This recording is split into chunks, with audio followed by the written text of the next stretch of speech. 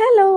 ഇന്ന് നമ്മൾ വന്നിട്ടുള്ളത് നല്ലൊരു ബ്രേക്ക്ഫാസ്റ്റ് റെസിപ്പി ആയിട്ടാണ്. മാവ് കലക്കി ഉടനെ ഉണ്ടാക്കാൻ പറ്റിയ ഈ ഒരു നല്ല മൊരിഞ്ഞ ദോശ വളരെ ഈസി ആയിട്ടും നല്ല ടേസ്റ്റി ആയിട്ടും നമുക്ക് ഉണ്ടാക്കിയെടുക്കാം. ഈ ഒരു ക്രിസ്പി ദോശ കുട്ടികൾക്കാവും കൂടുതൽ ഇഷ്ടപ്പെടുക. അപ്പോൾ എങ്ങനെയാണ് ഉണ്ടാക്കണേന്ന് നോക്കാം. നമുക്ക് നേരെ വീഡിയോയിലേക്ക് പോകാം. ഈ ഒരു റെസിപ്പി റെഡിയാക്കാനായിട്ട് മെയിനായിട്ട് നമുക്ക് വേണ്ടത് ഗോതമ്പ് പൊടിയാണ്. ഞാനൊരു 1/2 കപ്പ് അളവിൽ ഗോതമ്പ് പൊടി എടുത്ത് വെച്ചിട്ടുണ്ട്. അപ്പോൾ ഇത് നമുക്ക് മറ്റൊരു ബൗളിലേക്ക് ഒന്ന് ഇട്ട് കൊടുക്കാം. ഇനി ഇതിലേക്ക് നമുക്ക് 1 ടേബിൾ സ്പൂൺ അളവിൽ സാധാരണ ഫൈനായിട്ട് പൊടിച്ച അരിപ്പൊടിയും കൂടി ചേർത്ത് കൊടുക്കാം. ഈ ഒരു അരിപ്പൊടിയും കൂടി ചേരുമ്പോൾ നമ്മളുടെ ഈ ഒരു ദോശ കുറച്ചുകൂടി ക്രിസ്പി ആയിട്ട് മാറും. പിന്നെ ഇതിലേക്ക് വേണ്ടത് ഒരു 1/4 ടീസ്പൂൺ അളവിൽ നല്ല ജീരകം, അപ്പോൾ അതും കൂടി ചേർത്ത് കൊടുക്കാം. കൂടെ തന്നെ ഒരു 1/2 ടീസ്പൂൺ അളവിൽ ഉപ്പും കൂടി ചേർത്ത് കൊടുക്കാം. ഇനി കുറച്ച് വെള്ളം ഒഴിച്ച് ഇത് നന്നായിട്ടൊന്ന് മിക്സ് ചെയ്ത് കൊടുക്കാം. ഞാനിപ്പോൾ ഒരു കപ്പ് വെള്ളം ഇതിലേക്ക് ഒഴിച്ച് കൊടുത്തിട്ടുണ്ട്. ഇനി ഒരു കോർക്ക് വെച്ചിട്ടോ സ്പൂൺ വെച്ചിട്ടോ നല്ലപോലെ ഒന്ന് കട്ടകളൊന്നും ഇല്ലാതെ ഇതുപോലെ ഒന്ന് മിക്സ് ചെയ്ത് കൊടുക്കാം. ഇതുപോലെ ഒന്ന് മിക്സ് ചെയ്ത് കഴിഞ്ഞാൽ പിന്നെ നമുക്ക് ഇതിലേക്കൊരു 1/2 കപ്പ് വെള്ളവും കൂടി ഒഴിച്ചു കൊടുക്കാം. നമ്മളുടെ ഈ ഒരു മാവ് നല്ല ലൂസായിട്ടാണ് നമ്മൾ റെഡിയാക്കി എടുക്കുന്നത്. എന്നാലേ ആ ഒരു കറക്റ്റ് ഹോൾസൊക്കെ വന്ന് കറക്റ്റായിട്ട് ആ ഒരു നല്ല ക്രിസ്പിനെസ്സോട് കൂടി നമുക്ക് ആ ഒരു ദോശ ഉണ്ടാക്കിയെടുക്കാനായിട്ട് പറ്റുള്ളൂ. അപ്പോൾ ഈ ഒരു 1/2 കപ്പ് ഗോതമ്പ് പൊടിക്ക് വേണ്ടിയിട്ട് 1/2 കപ്പ് അളവിൽ വെള്ളം ഒഴിച്ചു കൊടുത്തിട്ടുണ്ട്. ഇനി ഇതിലേക്ക് 1 ടീസ്പൂൺ അളവിൽ നെയ്യും കൂടി ചേർത്ത് കൊടുക്കാം. നെയ്യ് വേണ്ടാന്നുണ്ടെങ്കിൽ 1 ടീസ്പൂൺ വെളിച്ചെണ്ണയാണെങ്കിലും ഒഴിച്ചു കൊടുത്താൽ മതി.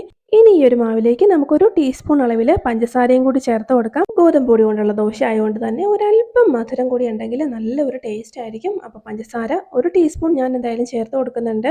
പിന്നെ പഞ്ചസാര വേണ്ടാന്നുണ്ടെങ്കിൽ സ്കിപ്പ് ചെയ്തേക്കാം. അപ്പോൾ നമ്മളുടെ മാവ് ഇവിടെ നല്ല പെർഫെക്റ്റ് ആയിട്ട് റെഡിയാക്കി കഴിഞ്ഞു.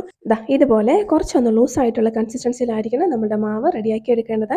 ഇനി ഇത് വെച്ചിട്ട് നമുക്ക് പെട്ടെന്ന് തന്നെ ദോശ റെഡിയാക്കി എടുക്കാം. അപ്പോൾ അതിനായിട്ട് നോൺ സ്റ്റിക്ക് പാൻ ഒന്ന് ചൂടായിട്ടുണ്ട്. ചൂടായ ശേഷം ഒരല്പം ഓയിലും കൂടി സ്പ്രെഡ് ചെയ്ത് കൊടുത്തു. ഫ്ലെയിം ഒന്ന് കുറച്ച് വെക്കുക. അതിനുശേഷം നമുക്ക് മാവ് ഒരു തവി എടുത്ത് ഇതേപോലെ ഒന്ന് കോരി ഒഴിച്ചു കൊടുക്കാം.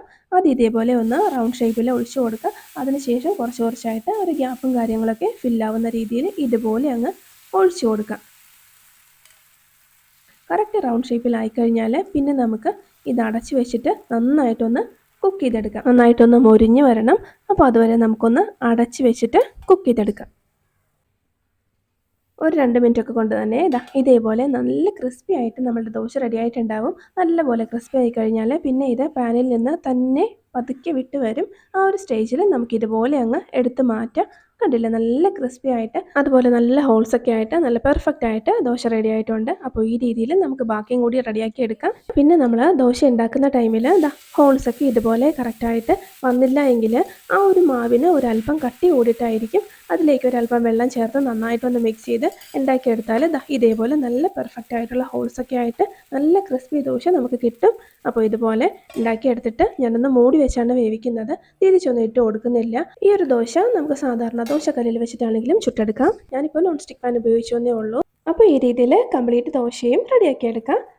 അതുപോലെ ഈ ഒരു ദോശ നല്ല ചൂടോടെ ക്രിസ്പി ആയിട്ട് തന്നെ കഴിക്കാനാണ് ഏറ്റവും ടേസ്റ്റ്. നല്ല ഒരു തക്കാളി ചട്നിയോ കോക്കനട്ട് ചട്നിയോ എന്തിൻ്റെ കൂടെയാണെങ്കിലും നമുക്കിത് കഴിക്കാം. വളരെ സിമ്പിളായിട്ട് തീ പോലും കത്തിക്കാതെ ഉണ്ടാക്കിയെടുക്കാൻ പറ്റിയ നല്ല നല്ല ചട്നി റെസിപ്പീസ് നമ്മളുടെ ചാനലിൽ മുന്നേ അപ്ലോഡ് ചെയ്തിട്ടുണ്ട്. താല്പര്യമുള്ളവർ ഒന്ന് കണ്ടു നോക്കാം. ലിങ്ക് ഞാൻ ഡിസ്ക്രിപ്ഷനിൽ ഇട്ടേക്കാം. അപ്പോൾ ഇത്രയേ ഉള്ളൂ. വീഡിയോ ഇഷ്ടപ്പെട്ടാൽ ഒന്ന് ലൈക്ക് ചെയ്യാനും നമ്മുടെ ചാനലൊന്ന് സബ്സ്ക്രൈബ് ചെയ്ത് സപ്പോർട്ട് ചെയ്യാനും മറക്കല്ലേ. അപ്പോൾ നമുക്ക് മറ്റൊരു നല്ല റെസിപ്പിയുമായി വീണ്ടും കാണാം.